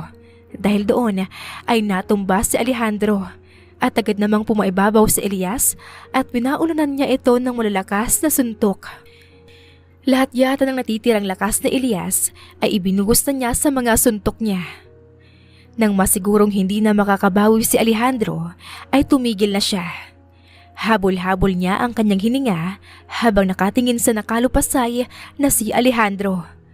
Kumunot ang noo ni Elias dahil kahit na ganoon na ang itsura ni Alejandro ay nakuha pa rin nitong tumawa. Alam ko namang mangyayari to. At sa tingin niya ba, papayag akong manalo kayo? Hindi. Magsama-sama tayo sa impyerno. Putol-putol na saad ni Alejandro pagkatapos ay pinilit abutin ang kanyang bulsa. May kinuha siyang remote doon at pinindot ang power button. Shit, may tinanim kaming bomba sa buong nayon noon para kung sakaling magkagulo. Papasabugin na lang lahat at nang walang ebidensyang makikita. Saad ni Miguel. Ilang oras bago sasabog? Tanong naman na Elias. 3 minuto lang. Bigong tugon ni Miguel. Kahit na gusto pang tuluyang patayin ni Elias si Alejandro, ay wala na siyang oras. Kailangan niyang maligtas sina Victor, Maria at Greta sa lalong madaling panahon dahil kulang na kulang ang 3 minuto para mailayo doon ang 3. Ako nang bahala kay Victor. Pagtulungan niyo na ni Greta si Maria. Kaya mo pa ba? Saad ni Miguel. Tumango naman si Elias sa tanong nito. Habang naglalakad palabas, dala ang may tama ng balang sina Victor at Maria, ay natigilan sila nang makarinig ulit ng isa pang putok ng baril. Napalingon sila kay Alejandro kung saan nanggaling ang tunog at nakita nila itong nakangisi habang nakatingin sa kanila. Gumapang pala si Alejandro sa sahig patungo sa isang baril na nabitawan kanina at nagawa pa itong paputukin. Bumagsak si Elias. Nabitawan ang akay-akay na si Maria. Elias! Anong nangyari? Tanong ni Greta. Agad niyang inakay si Elias at nanlamig siya nang makita ang umaagos na dugo mula sa likod nito. Wala ng oras. Iwan niyo na lang kami. Tumakas na kayo. Nahihirapang magsalitang saad ni Elias. Hindi pwede. Hindi ako alis dito nang hindi kayo kasama. Please, hindi pwede. Nagpapanik na si Greta. Hindi na niya alam kung ano ang uunahing gawin. Miguel, kunin mo na si Greta. Itakas mo na siya. Utos ni Elias kay Miguel. Bumagsak naman ang balikat ni Miguel at maya-maya pa ay unti-unting tumango. Kinarga ni Miguel ang umiiyak na si Greta at patakbong lumayo doon. Maya-maya nang makalayo ay sabay nilang narinig ang malakas na pagsabog. Kahit nasa may kalayuan na sila ay kitang-kita pa rin nila ang nag-aapoy ng mga kabahayan sa kanilang nayon. 6 na taon ang lumipas. Sa mga naunang buwan magmula noong trahedya ay hindi pa rin magawang tanggapin ni Greta ang nangyari. Hindi niya kayang tanggapin na nawala na ang lahat sa kanya. Nawala na ang lahat ng taong mahal niya. Umabot sa puntong nawalan na rin siya ng ganang mabuhay. Ayaw na niya ng kumain. Ayaw niya ng kumilos. Mabuti na lamang at nariyan si Miguel sa kanyang tabi. Nagpakalayo-layo sila ni Miguel upang mamuhay ng normal. Ginawa ni Miguel ang lahat para mabuhay ulit si Greta ng normal. Ngunit kahit anong pilit ni Miguel kay Greta ay ayaw nito. Mabuti na lamang dahil isang araw ay nagbago ang lahat. Nang mapansin ni Greta ang umbok sa tiyan niya, ay nagkaroon ulit siya ng panibagong rason upang lumaban sa buhay. Sa bawat taon na lumilipas, ramdam niyang naroon pa rin ang sakit ng kahapon. Ngunit mas minabuting kinimkim na lamang niya ito at inilibing sa kailaliman ng puso niya. At pinilit ang sariling tanggapin na lang ang lahat ng nangyari. Dahil nangyari na ito at kahit anong gawin niya ay wala na siyang magagawa. Hindi na niya ito maibabalik. Elias! Long time no see. Asawa ko. Naramdaman ni Greta ang maiinit na luhang dumadaloy sa pisngi niya. Hindi siya makapaniwala sa nakikita niya ngayon. Buhay ka? Kulat na tanong ni Greta. Hindi sumagot sa Elias. Bagkus ay ngumiti lang ito ng matamis sa kanya. Hindi na mabilang ni Greta kung ilang beses niyang hiniling na sana buhay si Elias. Hindi na niya mabilang kung ilang santo na ang hinilingan niya. At hindi na rin niya mabilang kung ilang beses na niyang pinagtangkaan ang buhay niya dahil gusto niyang sumunod kay Elias sa kabilang buhay. At ngayong nandito na ito sa harap niya, buhay na buhay at may matatamis ng ngiti sa labi, hindi siya makapaniwala. Bago pa man tuluyang makalapit si Elias kay Greta, ay may bigla ng humila kay Greta at itinago siya sa likuran nito. Likod pa lang ay alam niyang si Miguel na ito. Nagulat siya nang makitang si Miguel iyon. Ito kasi ang nagbabantay kay Elian sa tuwing may trabaho siya. Papalit-palit kasi si Greta at Miguel sa pagtitinda sa palengke. Noong una ay ayaw pa ni Miguel na pagtrabahuin siya. Ngunit gusto talaga ni Greta. Ayaw niyang inaasa kay Miguel ang gastusin nila ng anak niya. Naiwan ang pitaka mo. Nagtaka ako kasi hindi ka naman makakalimutin. Pero ngayon, naintindihan ko na kung bakit sinadya ng tadhana na makalimutan mo ito ngayon. Saad ni Miguel habang nakatalikod pa rin sa kanya. Kahit likod lamang ni Miguel ang nakikita niya, ay alam niyang matalim ang mga mata nito habang nakatingin kay Elias na ngayon ay nawala na rin ang ngisi. Mabuti na lamang At pumunta ako ngayon dito. Anong ginagawa mo dito?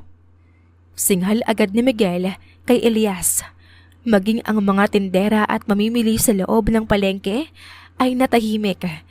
Ramdam na ramdam ng lahat ang tensyong namamagitan sa dalawa. Hindi ikaw ang pinunta ko dito, Miguel. Tipid at may diing sagot na Elias. Hindi ako nagpunta dito para manggulo sa inyo.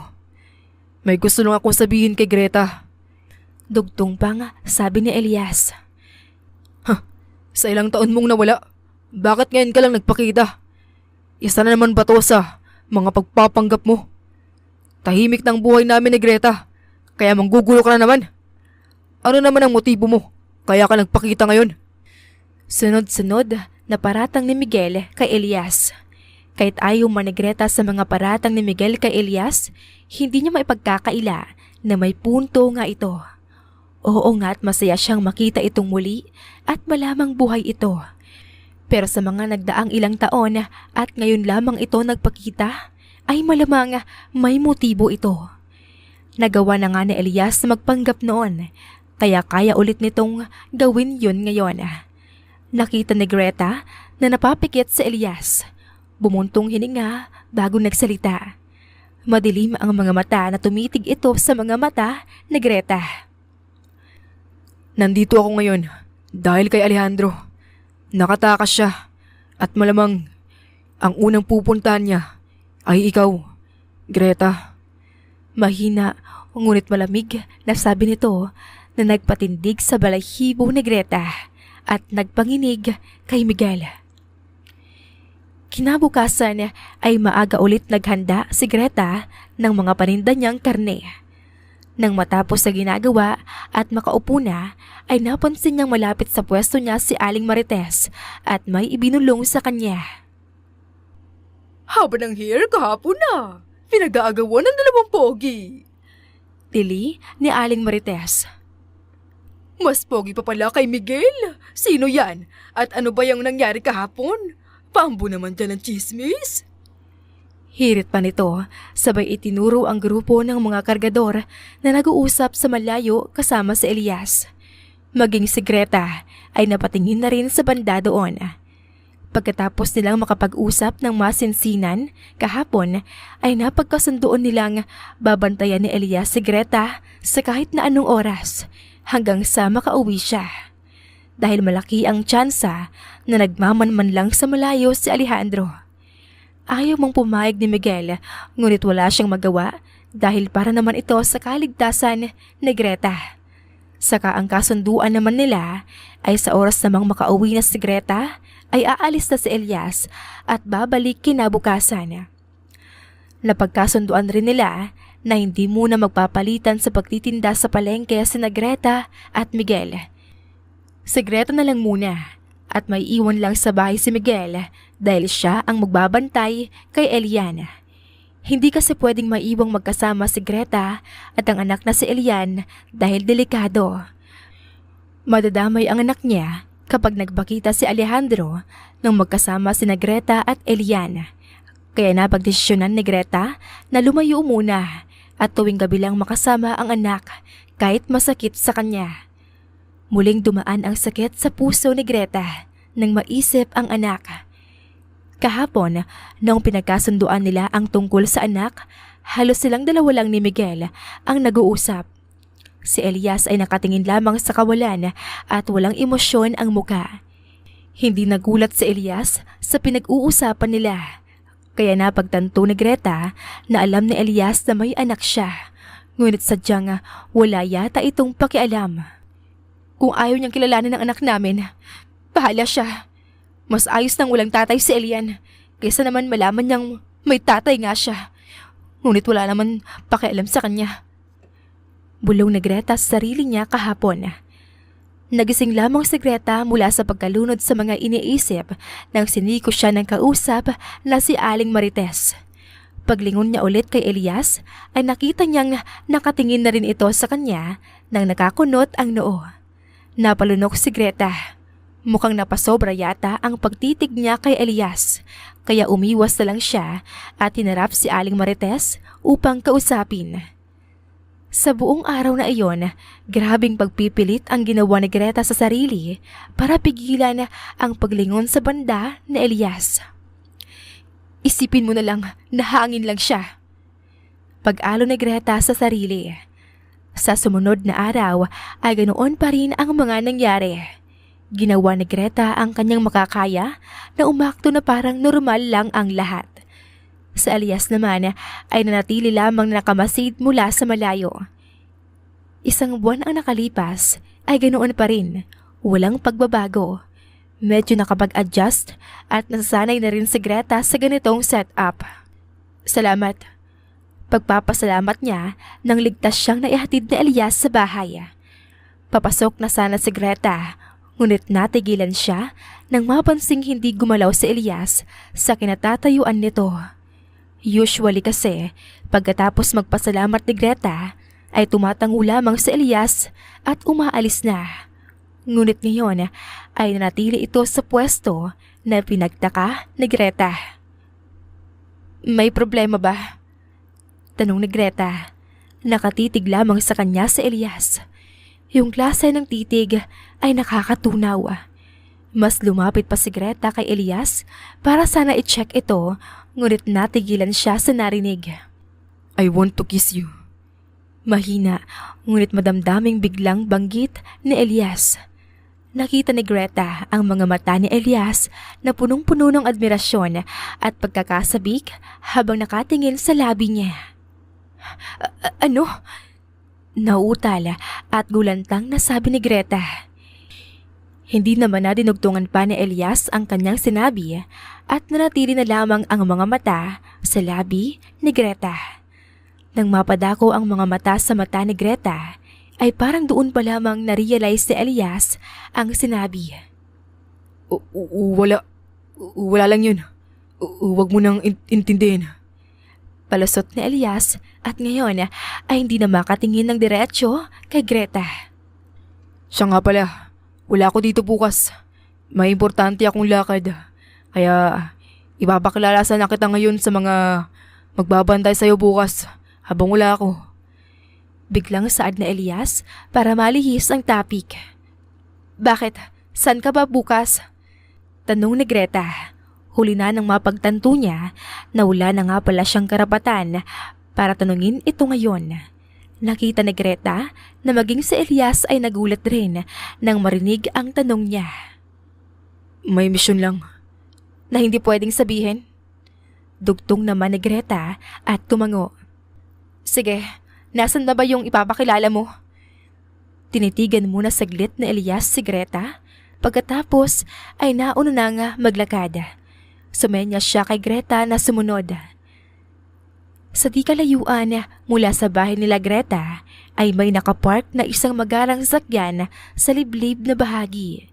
Nang makalapit sila sa sasakyan ay bumukas naman ito at may bumabang dalawang tao. Kahit madilim na sa parting iyon ay alam ni Greta ang nakikita niya. Hindi siya pwedeng magkamali. Kilalang kilala niya. Napatutop na lamang siya sa kanyang bibig at nanlalaki ang matang nilingon si Elias na nakangiting nakatingin din sa kanya. Bakit hindi mo sinabi? Nanginginig na tanong ni Greta. Well, hindi ka rin naman kasi nagtanong. Pilosopong sagot ni Elias at natawa pa ng mahina. Tama nga naman ito. Sa nagdaang isang buwang magkasama sila ni Elias ay hindi kailanman na itanong ni Greta ang tungkol sa mga ito. Hindi dahil sa nakalimutan niya, kundi dahil alam niyang sakit lamang ang dulot sa tuwing naaalala niya ang mga ito. May kung ano kasi kay Greta na para bang nagsasabi na ayaw niyang kumpirmahin kung ano ang naging kalagayan ng mga ito. Ayaw niyang buksan ang sugat ng kahapon na kay tagal niyang pinipilit na maghilom. Huwag kang magalit sa akin. Sinadya ko talagang hindi sabihin sa'yo ang tungkol dito. Dahil sabi niya, gusto niyang siya mismong magsabi sa'yo. Dugtong na saad na Elias. Natigil lamang ang pag-uusap na Elias at Greta nang magsalita ang isang babae. Aray ha? Hindi mo man lang ba ako na-miss? Reklamong saad ng babae. Pagkatapos ay binuka ang mga kamay na para bang hinihintay ang yakap ni Greta. Napaiyak na lang si Greta sa nasaksihan. Maria! Sigaw ni Greta pagkatapos ay umiiyak na tumakbo upang yakapin ang kaibigang matagal na nawalay sa kanya. Parang biglang naging linta si Greta at Maria dahil hindi sila mapaghiwalay simula pa kagabi at ngayon ay mag-uumaga na. Ngunit hindi pa rin sila natapos sa kanilang pagchichikahan. Kagabi pa umalis sina Elias kasama si Victor. Si Maria naman ay nagpaiwan muna at sa bahay na muna ni Greta matutulog. Ngunit walang tulog na naganap dahil papasikat na ang araw at nag-uusap pa rin sila. Wala na ring plano na magtinda si Greta para sa araw na to dahil pakiramdam niya ay kulang pa ang isang magdamag na tsikahan kumpara sa ilang taon nilang nawalay sa isa't isa ni Maria. Unang kita pa lang ulit sa kaibigan ay napansin agad ni Greta ang malaking pinagbago ni Maria. Mas lalong gumanda ito ngayon at nag-matured hindi lamang ang muka kundi pati ang katawan. Sobrang sexy at kitang-kita ang curves.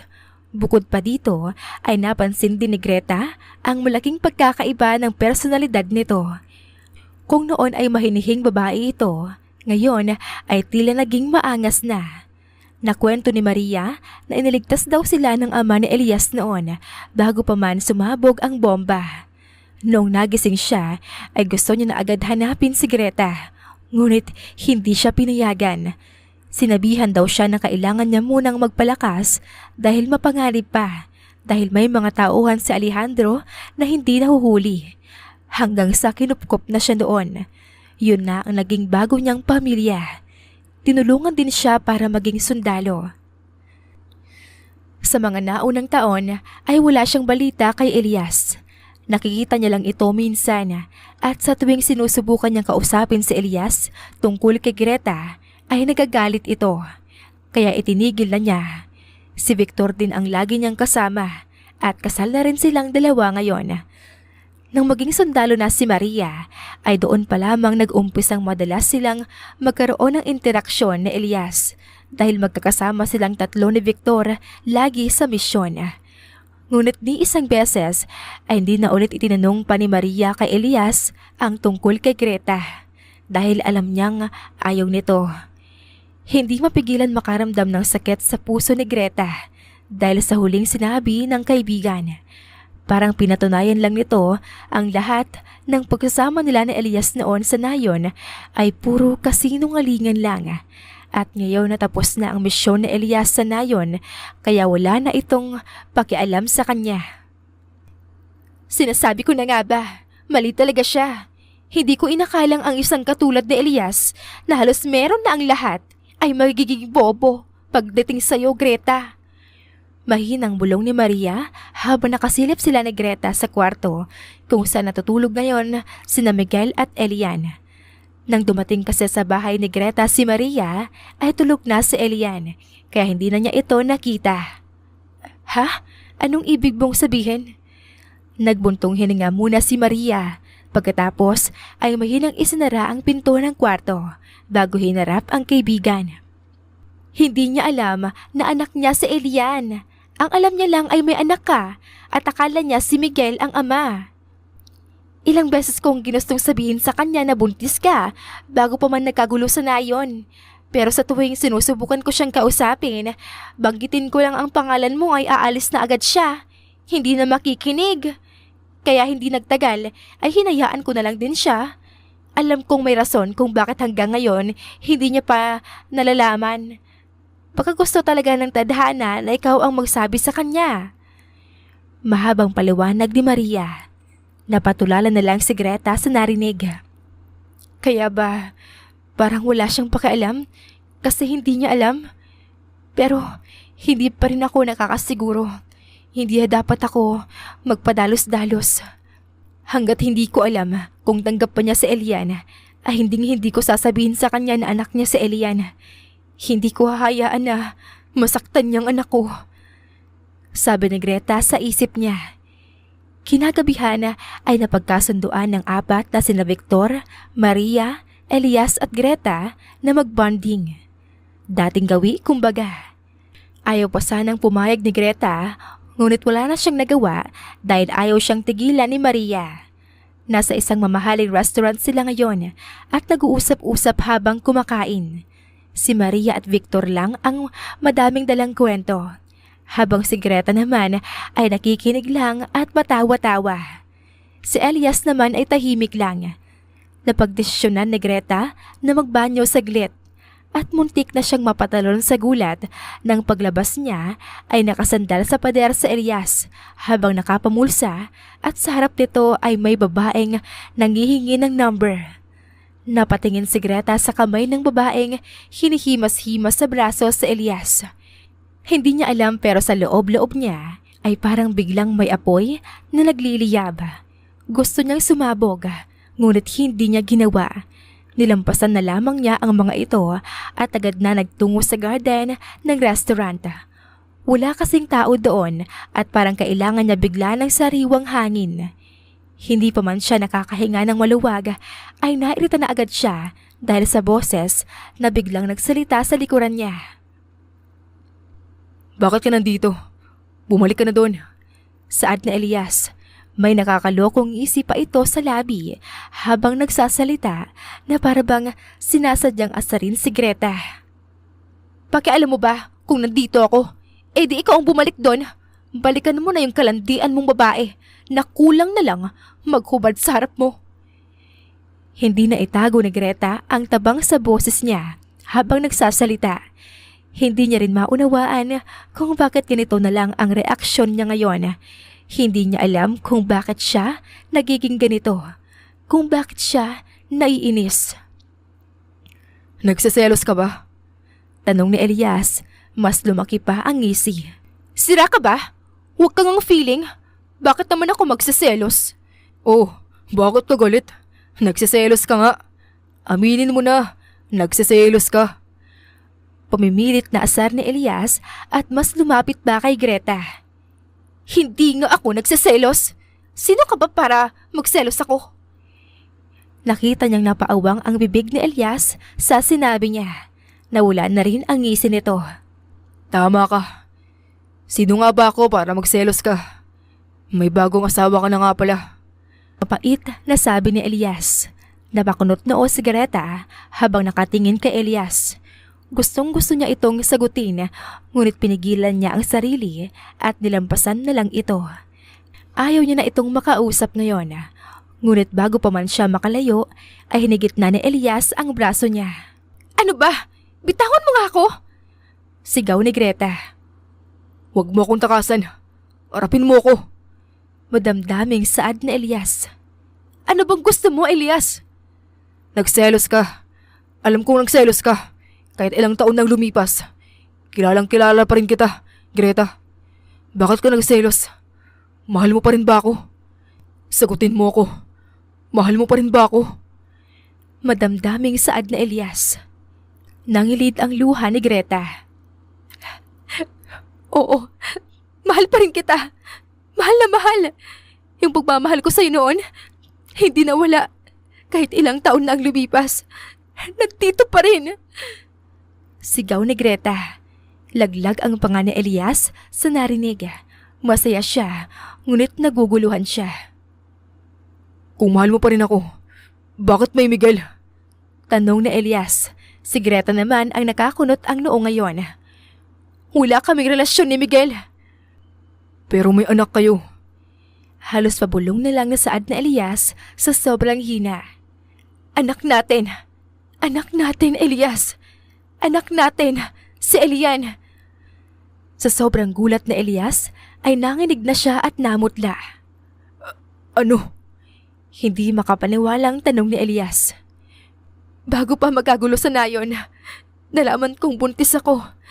Sosorpresahin sana kita, ngunit bago pa man mangyari, nauna na ang trahedya. Kaya hindi ko na nasabi. At hindi ko rin sinabi sa'yo nang muli tayo nagkita. Kasi hindi ko alam kung tatanggapin mo ba siya. Umiiyak na paliwanag ni Greta.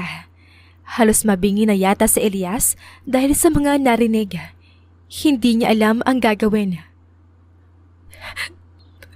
Bakit ngayon ka lang? Kung nabuhay ka naman pala, Bakit ngayon ka lang nagpakita? Bakit hindi mo kami hinanap? Kailangan ka namin, Elias.